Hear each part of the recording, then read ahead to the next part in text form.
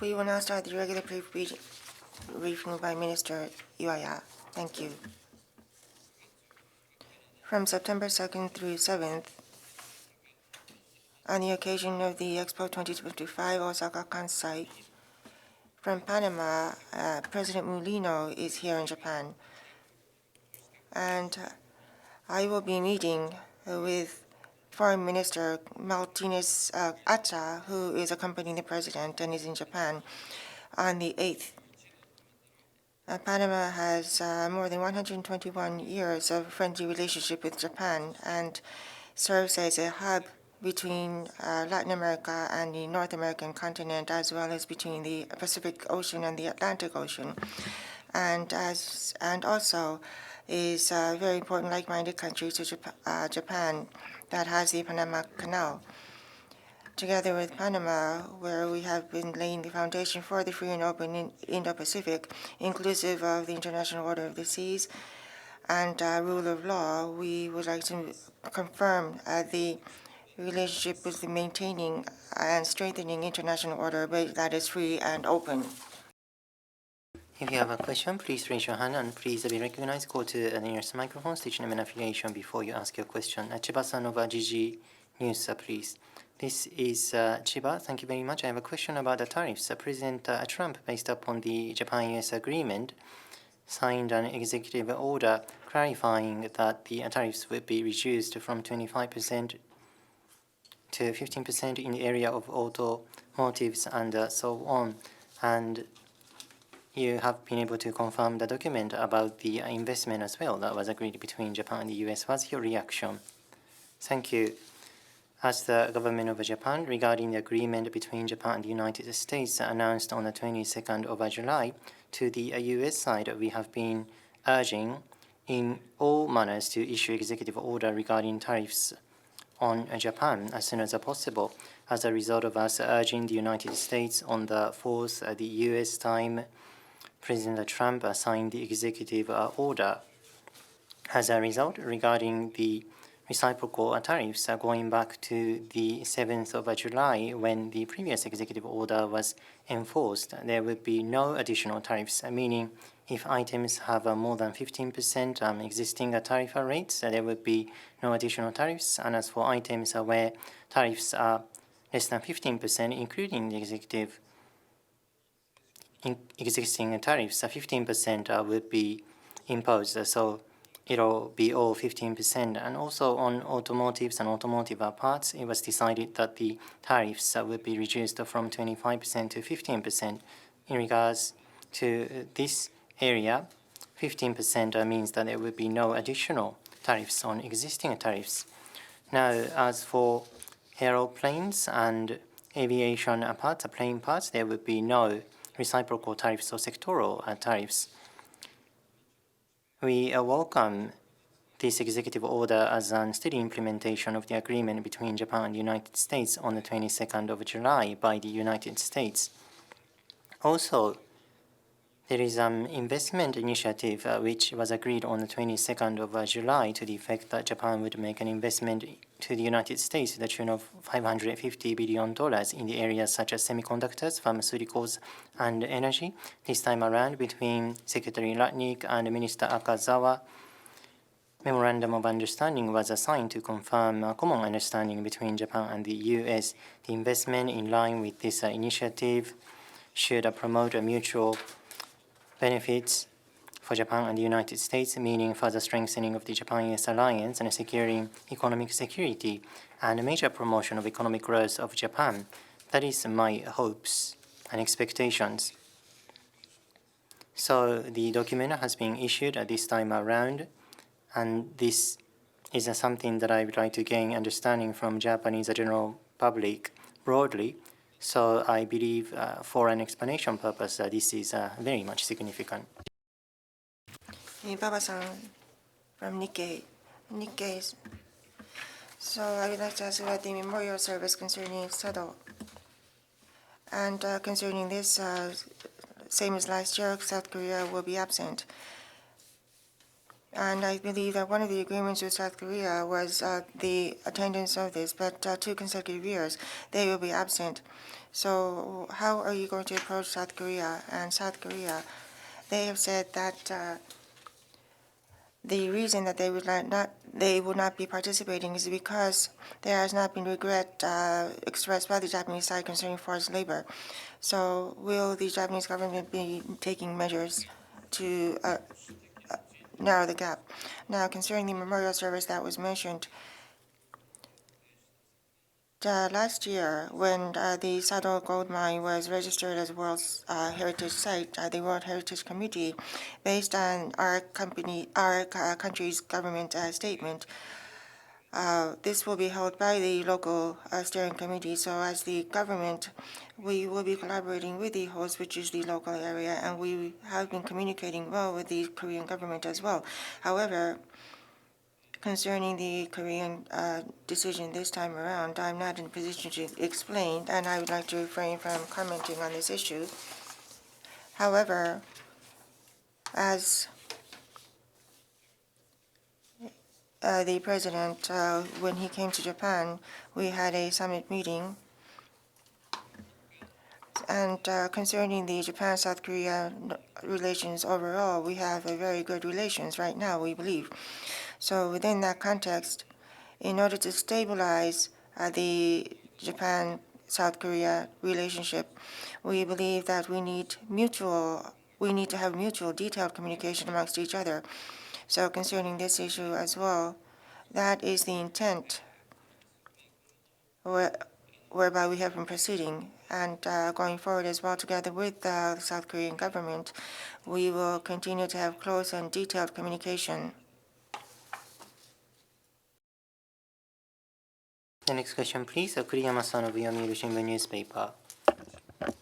Yomiuri Shimbun newspaper, Kuriyama. Thank you very much. I have a question about the consideration status regarding recognizing Palestine as a state. In regards to this Palestine issue, a summit-level meeting is planned on the margins of the UNGA in New York. Are you planning to express Japan's position, taking this opportunity?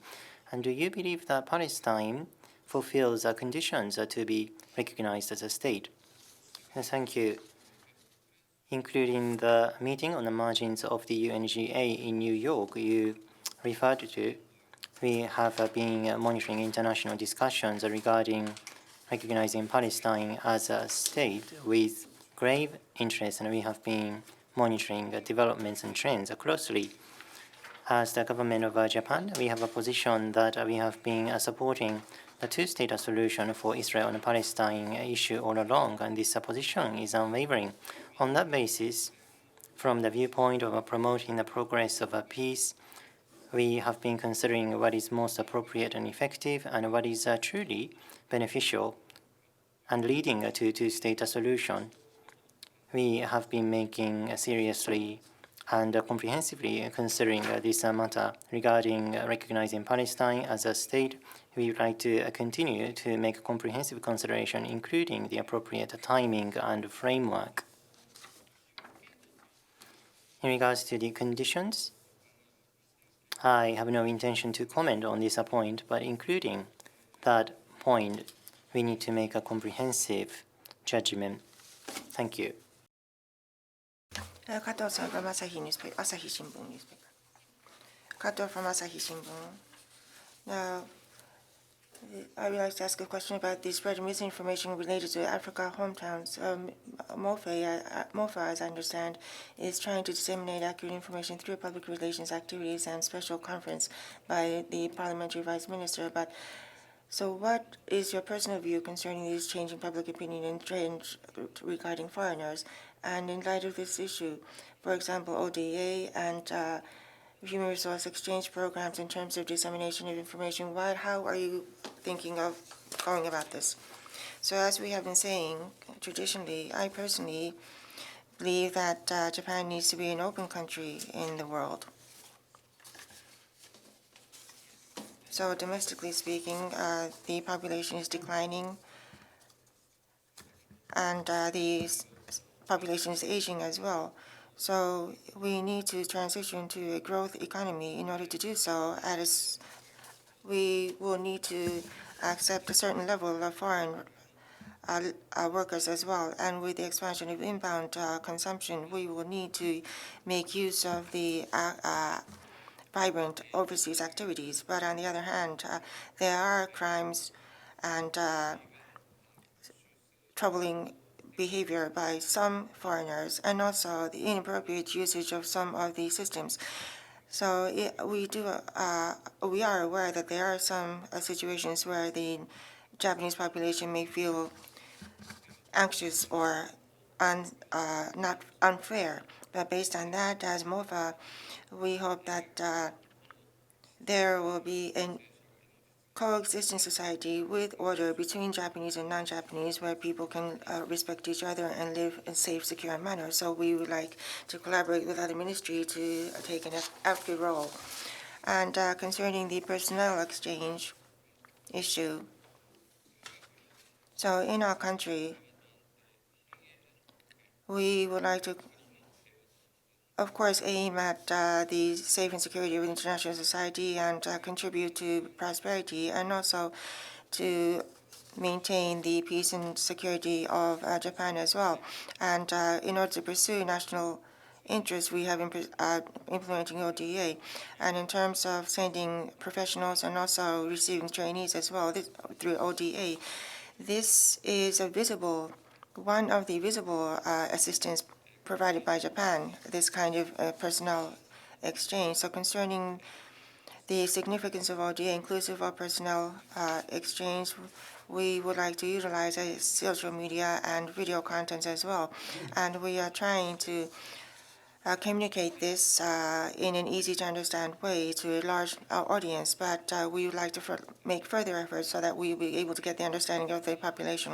Concerning Africa hometown, this already has been explained, but it is true that our initial response was a bit late, and I would like to apologize for that.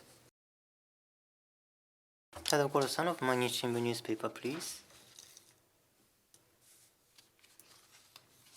Tadokoro of Mainichi Shimbun newspaper. So about the tariff-related executive order, which was one of the first questions asked in today's press conference, Prime Minister Ishiba, after the upper house election, he said one of the reasons why he was continuing was because of the tariff and consultation. And now this executive order has been issued. So within the LDP, some are saying that Prime Minister Ishiba should resign at this timing. What is your assessment at this point? Well, thank you. About such opinions, I don't appreciate them, because this is a starting point in a sense. Now, finally, Minister Nakazawa has visited the United States 10 times, and executive order has been issued officially, and the document has been signed. And this includes investment from Japan, and 15% uniform 15% tariff rate has some positive aspects, but at the same time, it has a major impact over Japan's economy, so it has a broad range of implications. So we have to take thorough measures,